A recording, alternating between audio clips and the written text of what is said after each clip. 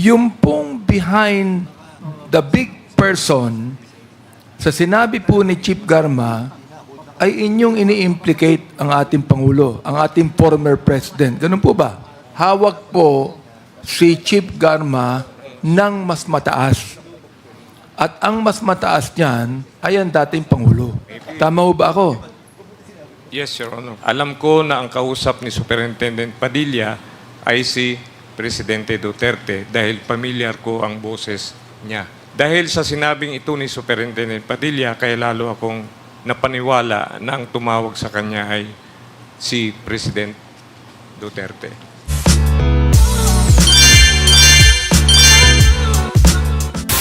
Colonel Garma, what would have been the proper thing that you would have done? Ano po dapat ang ginawa ninyo? Hindi ko po actually binigyan ng kuan yung kanyang sinabi. Kumbaga, Hindi mo pinagbigyan pero sinabi mo, you experience intense pressure tapos Yes, hindi mo binigyan ng kwan. during that time, Your Honor, Mr. Chair, nagkaroon po ng ganun. Oo nga. Kasi gusto nilang during that time madaliin po yung pagsasagawa nung Pagsasagawa ng ano? pagpatay doon sa tatlong child. So, at that point in time, alam mo na, napapatayin yung tatlo. Alam ko po, Your Honor, O Mr. anong Chair. ginawa mo nga? Yun ang tanong ko nga eh. Ano ang ginawa mo? Nung nalaman mo, napapatayin yung tatlo na Wala. nasa loob ng iyong piitan. Marami kang pagsisinungaling, Colonel eh. Kasi nakakulong po yun, hindi ko talaga akalain na mailalabas po doon sa pinagkulungan nila. Merong ano? Hindi ko po akalain na mailalabas po dahil naka-safekeeping po doon. Ako po ang nag-order na safekeeping dyan. Pero antimano, inamin mo na alam mo na napapatayin yung tatlo. Yes. Pero wala kang ginawa. Yes, Your Honor, Mr. Chair. Kaya nga Hindi po, mo man lang inireport doon sa mga nakakataas para tulungan ka na patigilin o tigilin yung ganun na mangyayari. Your Honor, Mr. Chair, kaya nga umihingi ako ng executive session kasi napakasilan po yung... Sige, let us see kung kwan. Pero ako ang unang magpapatigil ng executive session kung yung sasahibihin mo ay hindi importante dito sa mga issue na inimbestigahan dito sa committee na ito. It's very sensitive, Maliwanag Your ko Honor. siguro yon. Ano? Now, sinabi mo kanina na sa pagsagot po ninyo sa aking mga kasamaan na merong unang pagtatangka. Tama po ba? Yes, Your Honor, Mr. Chair. Paano mo nalaman na may unang pagtatangka? Doon po sa tawag ni Tawag ni? CIDG Garma. So, ibig mo sabihin, yung una Yun lang ang po. una. Yun po. Yun ang unang pagtatangka. Opo. So, ano po yung nalaman po ninyo, yung pangalawang pagtatangka na sinabi po ninyo? Wala naman pong, yun lang po, yung unang usapan lang po na yun.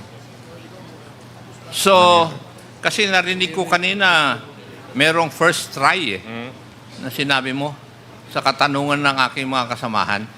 Opo. So, wala na yung pangalawa. Yun na at yun na. Yes, Your Honor. Okay. Thank you. Doon po sa pagtatanong na aking mga kasamaan at pagsasagot ng mga ibang testigo, hindi ka pa ba naniniwala na may plano talaga na patayin yung tatlo? Naniniwala nga po ako. So, naniniwala ka. Ang sinasabi mo lang, hindi ka kasama doon sa plano. Naunahan po ako doon sa plano. Ano ibig mong sabihin? Naunahan po ako kasi Naunahan kanino? nung pangyayari kasi in-expect nila na ako ang unang kikilos. Iba naman yung impormasyon ko. Si Congressman Paduano na magtatanong sa iyo. Hindi ikaw ang pipiit, isang tao na wala na rito sa mundo dahil din dyan sa okasyon na yan. Di ba? Yes, Your Hindi. Honor. That's Ikaw, why... kasama ka sa plano kasi walang mangyayari sa piitan na yon kung hindi mo alam o kung ayaw mo. Tama po ba? Ganun po, Your Honor, Mr. Chair. May nangyayari sa piitan na hindi mo nalalaman? Ganun po ang nangyari. O nangyari lang dito sa pangyayaring ito? Opo, opo. Okay. Yun po yung inyong depensa. Yung pong paggalugad, kanino pong utos talaga yun? Para magkaroon ng kasalanan yung dalawang PDL para mabartolina sila. At anong yung paggalugad din dun sa foreign part ng inyong detention? Yun po ang Sino po ginalugad din po sila para sila mapunta sa Bartolina? Tama po? Sino nag-utos nun? Tulad ng sinabi ko po, mayroon po akong... Tinatanong ko lang po kung sino ang nag-utos. Sa security operation po. Security operation. Sino po yun? Ang security operation ko during that time is Robert Quinto. Quinto. Tinuturo mo na dahil patay na siya. Hindi po. Di ba? Siya po ang... Hindi nga, patay na siya, di ba? Yes, Your Honor. Pero Yes, binaril din siya. Kaya huwag na tayong pumunta ron. Kasi kanina, nung last hearing, sinabi ni Teniente Poro na ang nag-utos ng paggalugad doon sa lugar ng mga incheck at saka yung dalawang PDL, kayo po ang tinuro. It's a matter of record. Nandun po. Kaya, ginawa yung galugan na yun para magkaroon ng dahilan para madala sila sa Bartolina kung saan sila papatayin. Kasi, nandun din dun sa statement na sinabi nung dalawang nautusan na papatay na mahirapan sila dahil nandun sa ibang lugar, yung 3 inchik, at nasa ibang lugar sila. Kaya ginawa ng paraan na mapupunta sila sa iisang lugar, sa selda number 6 ng Bartolina. Tapos, inamin din ng iyong in charge sa Bartolina na punong-puno yung Bartolina. Pero yung selda number 6, dadalawa lang ang nandun. At doon dinala yung 3 inchik na pinatay. Kaya, kung tutuusin, kung ikaw ay investigador talaga, makikita mo na parang may plano. Di ba? Ikaw na rin nagsabi. mayroon po Sabi talaga. mo na may plano. Mayroon po talaga. Yes. Your Honor. Kaya lang, ang sinasabi mo, hindi ka kasama sa plano, pero hindi naman mangyayari po ito kung tatanggihan nyo o hindi nyo papayagan. Thank you, Mr. Chair. Thank you, Congressman Nakop. The next to interpolate is Congressman Paduano. You're recognized. Thank you, Chairman. Anyway, Mr. Chairman, eto lang po, kay Padilla, kasi buo na po yung puzzle. Buo na namin po. Ngayon, we're just requesting you to tell the truth. Now, in my question, pag hindi mo kayang sagutin in public, you will just tell me na you will request for an executive session. Okay? Kaya nga po, humihingi po ako ng for an executive session. Kaya nga po, tanungin muna kita, just to establish the premise that indeed, Di ba, Your Honor? you can be allowed for your request, okay? Ano lang po, premise lang, Sige po. okay? Sabihin mo lang pag hindi mo masagot, okay? Sa executive session na lang, just in case, okay? Now, number 1, actually, kay Padilla, based on our investigation, alam namin, you're the most less corrupt in Davao Penal Colony. Alam po namin yon. Na-check na po namin yung records. Na-check na rin po namin yung mga statements coming from your peers during that time. For example, if I ask you, do you know Dr. Derla? Yes. Di ba he was also ambushed, but fortunately, nabuhay. Yes, Your Honor. Tama? And the time he was assigned. Di ba? He was assigned in Davao Penal Colony. Yes, Your Honor. Okay. Now, so alam mo yon. Alam mo rin siguro ang kwento doon. Alam mo, di ba? And can you commit to us that you will divulge the reason behind? Yes, Your Honor. Okay, second. Wag na tayo, ito, actually, yung bagong ano mo, yung 9 to 11 mo, mali ito eh. Hindi totoo to eh. Hindi totoo yung paragraph 9, 10, 11 in your affidavit. Hindi totoo po to. Kasi, if I ask you, kanina tinanong ka ni Chairman Ako with regards to the galugad, malinaw po, walang pakialam na si Quinto the time. Sinabi na po ni Foro na at your orders, galugudin. Maggaluga doon sa INCHEC at saka sa dalawang PDL. Established na po yon. Now, sabi mo dito, during the time, off-duty ka na nung nangyari, di ba? Tama? Okay. Now, if you are off-duty, sino naka-duty during the time? Second, high-ranking, kasi 24/7 dapat yan, di ba, Bucor? Yes Sa inyo? po, Your Sino Honor. yung next? Of course, your deputy. Deputy po, supposed to be. In absence of deputy, No, ang tinatanong ko ngayon, sino? Sino yung nandun? Commander of the Guards po. Saan si Quinto during the time? Wala po doon. Outside, dahil nakatira po sa labas. So, wala siya. Wala siya. Wala rin siyang travel sa Manila during the official travel during the time. Parang nagkaroon po ng parang may Wednesday siguro. Sabado po nung nangyari. Yeah, Parang August 13. Chinek ko na po yung records eh. August 13, he was not during the week. Yes. Tama? Ganun Okay. po. Kaya yung statement po dito na yung security for operation, blah, blah, blah, Robert Quinto, patay na yun eh. Pero alam ko rin yung kwento dito. Alam mo rin siguro. Yes. Okay. Next question. Is Dr. Derla and ito sinabi ko na kanina, you're the less corrupt. Ito. With due respect of course to former colonel now deceased Quinto. Alam mo naman yung relasyon ni Quinto, ni Derla sa tatlong Chinese, especially kay Tony Lim. Alam mo yun, di ba?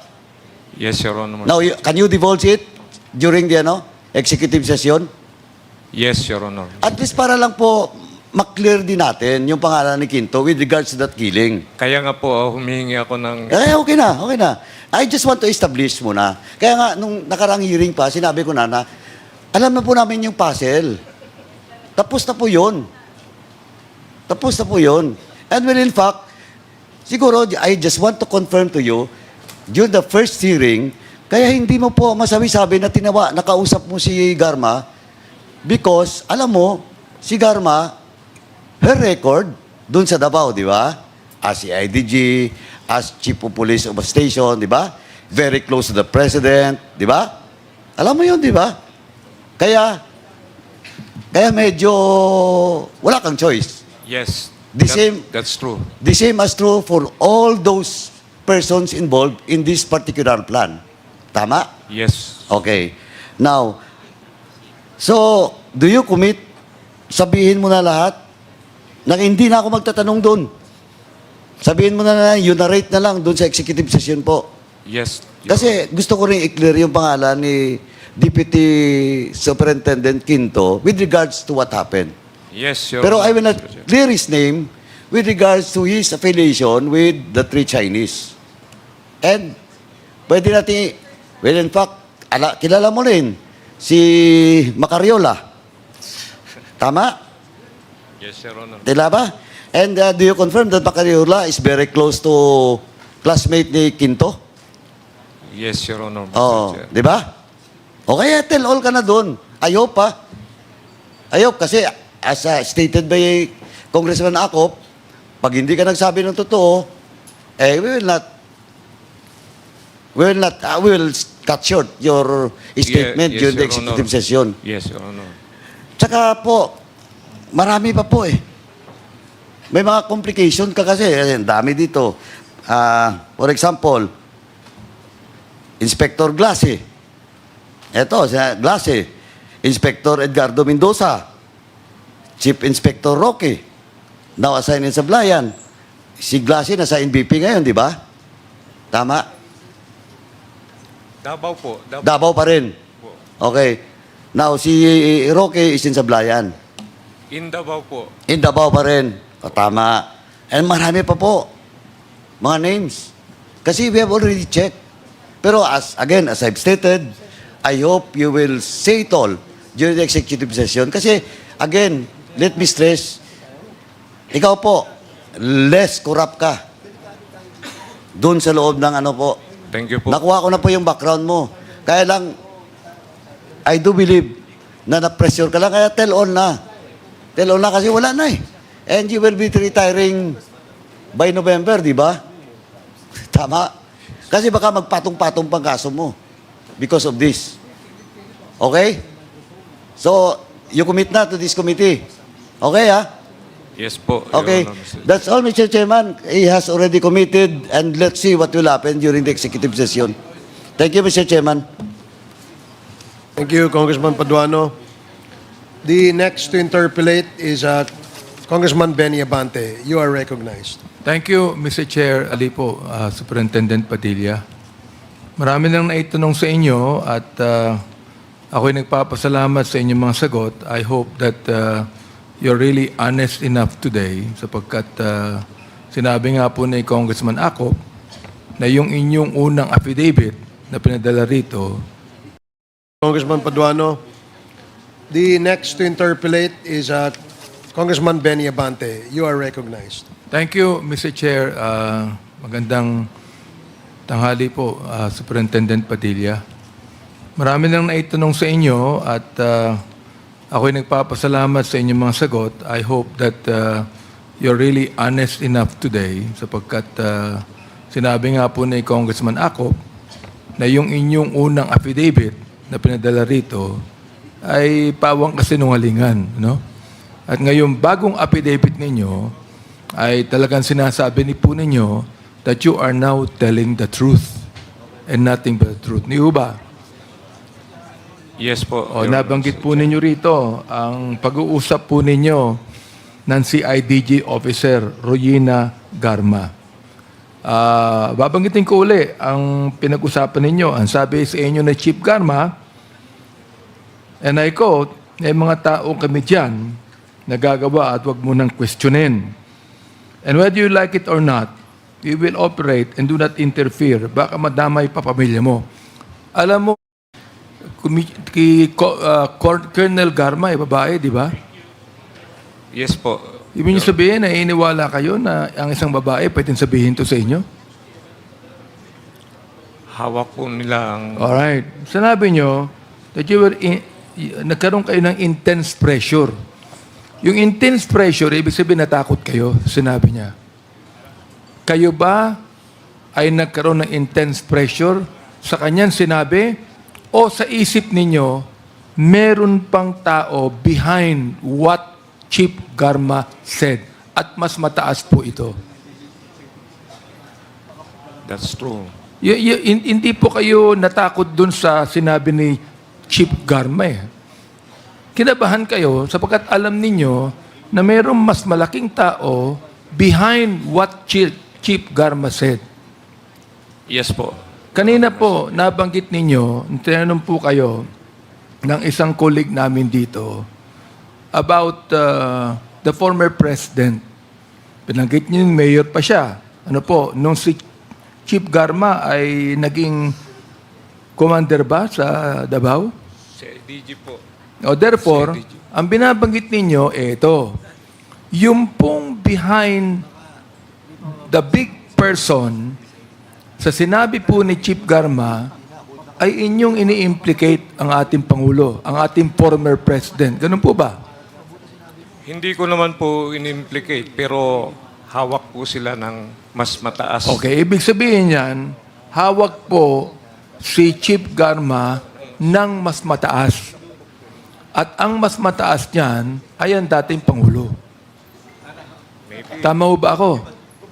Yes, Your Honor, Mr. Chair. Okay. Mr. Chair, yun lamang po, sapagkat atin narinig na binanggit po ni Superintendent Padilla na merong mas mataas kaya siya natakot tungkol sa sinabi ni Chief Garma. Salamat po. Thank you, Congressman Abante. 29 Alam ko Sige na... po, number 29. Pakibasa po yung number 29 29. Alam ko na ang kausap ni Superintendent Padilla ay si Presidente Duterte dahil familiar ko ang boses niya. At number 30 po, pakibasa yung number 30. Pagkatapos ng tawag, sabi ni Superintendent Padilla sa mga kasamahan niya doon, tumawag si Presidente, nag-congrats sa akin. Dahil sa sinabing ito ni Superintendent Padilla, kaya lalo akong napaniwala na ang tumawag sa kanya ay si President Duterte. Colonel Padilla, ngayon nandito ko po sa harap ng mga miyembro ng Kongreso. Nasa harap ka po ng mga kapwa natin Pilipino nanonood. Ang dami-dami nanonood sa atin. At maraming nanonood all over the country, all over the world. May tanong po ako sa inyo. Naniniwala po ba kayo sa sinabi ni Leopoldo Tan sa number 28, 29 at 30? Mr. Chairman, if I may. Okay, Congressman Fernandez. With the indulgence of Senior Deputy Speaker, no, I think we're dealing deeply, with this discussion, and I'm just worried about the safety of Superintendent Padilla, considering that he is a 64-year-old retiring in a couple of months. And at the same time, his family lives in Davao City. He is asking for an executive session, and he continually insisting that he be given a chance on an executive session. We all know that the sensitivity of the issue that we are tackling right now, and it entails the life of the people that love this guy. Although, Mr. Chairman, we have seen some inaccuracy on the new affidavits that he submitted to us, but nevertheless, we cannot counter, yung buhay na maaaring mawala sa mga testimonyang ibibigay niya dito sa ating kapulungan. And I think it is incumbent upon all of us to think about the family of Superintendent Padilla. Last hearing, I hardly questioned the Superintendent Padilla because I know that he was lying. And indeed, with the change of affidavit that he subscribed right now, I think somehow he's telling the truth. But not completely. Because there is an apprehension on his part. And considering the safety of his children and his family, I think it is just proper for us to finally, ipagkalaw po natin sa kanya yung request niya doon po sa executive session. And he divulged a lot of things. The name of Garma, the name of Edilberto Leonardo, na nabanggit kanina, the former president as well. And I think, Mr. Chairman, this is high time that pagbigyan na po natin si Superintendent Padilla. And if I may, Mr. Chair, kasi you are reading a lot of documents. Those documents that you are reading right now pertains to what? Superintendent Padilla. Yes, Mr. Chair. Tungkol po saan yung mga dokumentong yan? Ito po yung logbook ng ship commander during the event. Can you kindly submit that to us? Can we have that documents? Yes, Your Honor, Mr. Chair. Okay, sige. Thank you so much. And with that, Mr. Chairman, I move that we convene our Quadcom into an executive session. Before the Chairman. chair rules Mr. Chair. on that motion by Congressman Dan Fernandez, allow the chair to recognize our Deputy Speaker, Robbie Puno. You are recognized. Thank you, Mr. Chairman. Just a quick question to edify this representation, Mr. Chairman. In the issue of in the consideration of a request for an executive session, may I inquire what are the criteria for deciding whether we do or do not grant this request?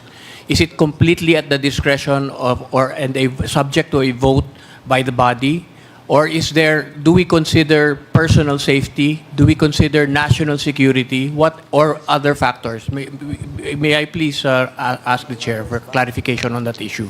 Well, in reply to Congressman Robbie Puno, if the committee, this is section 37 of our rules, no? It says that if the committee, on the sixth paragraph, section 37, regular and special meetings, if the committee or subcommittee deems that the subject matter of the discussion in a public hearing may endanger national security or may be offensive to decency or public morals, it shall conduct the meeting in an executive session. In our case, the parliamentary status is that Congressman Dan Fernandez made a motion to convert this hearing into an executive session. Earlier, there was a manifestation by Congressman Keith Flores and Congressman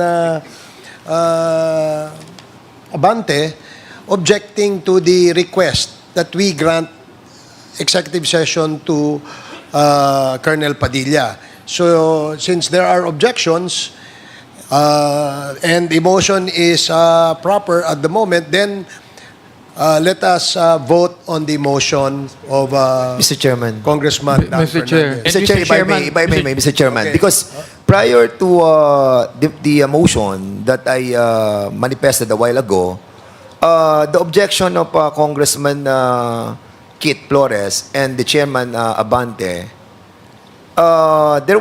there were no proper motion that was moved by the two of them. They have manifested their objection on having a executive session in relation to the letter that was given to us by Superintendent Padilla. So, I think the proper objection must be done on the motion that I have manifested on this Quadcom, Mr. Chairman. Okay, Mr. let Chair, it be Mr. Chair. okay, Congressman Abante. I think there was a motion made by Congressman Keith Flores. Now, I'd like to explain my objection, Mr. Chair. No? Okay. Number one, There is a motion by Congressman Dan Fernandez to convert this hearing into an executive session. Earlier, there was a manifestation made by Congressman Keith Flores as an objection to that request of Colonel Padilla, and which was also stated by Congressman Benny Abante, objecting to the same request.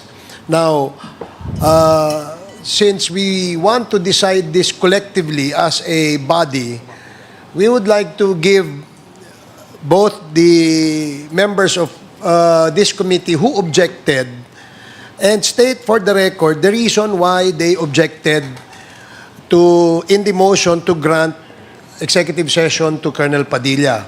So we would like to hear the objection first of Congressman Abante and then Congressman Keith Flores. Congressman Abante, you're recognized. yes, Mr. Chair, with due respect to my co-chair, Dan Fernandez, I objected because, number one, Superintendent Padilla already made it public and he has answered many questions already.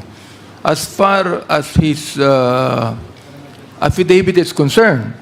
And number two, Mr. Chair, he has already actually implicated the former president by my questions, Mr. Chair, on the issue of the killing of the 3 Chinese drug lords. Yun lang po ang gusto kong sabihin, Mr. Chair. Thank you, Congressman Abante. Congressman Flores, you have the floor. Thank you, Mr. Chair.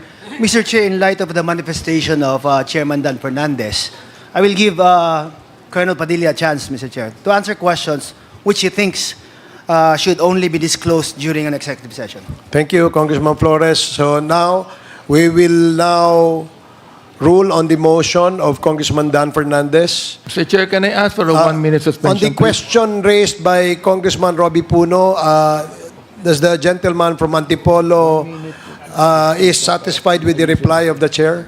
Just a further clarification, Mr. Chairman.